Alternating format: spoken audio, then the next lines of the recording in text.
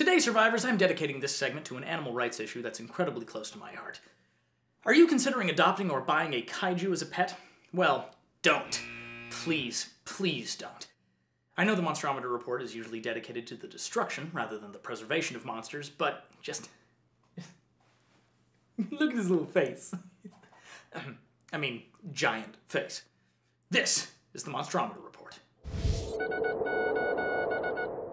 After seeing the adorable, heartwarming kaiju of a movie like Pacific Rim or Megalodon, the Monster of Mars, it's natural to want to go out and get a giant monster buddy of your own to snuggle with. But trust me, survivors, kaiju ownership is more trouble than you can imagine.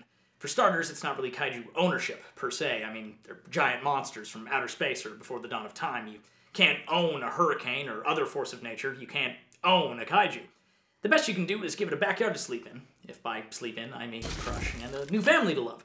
Although by love, I also mean just crush. Crushing is a problem with kaiju.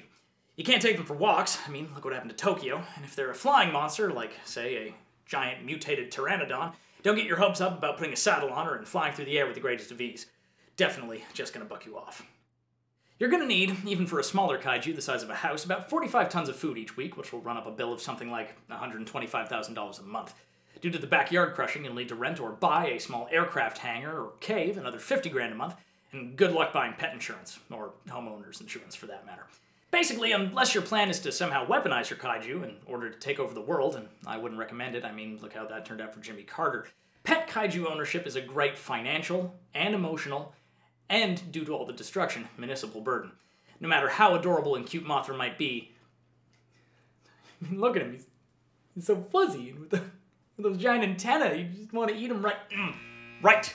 Don't do it! And if you are planning on taking over the world with your weaponized giant monster,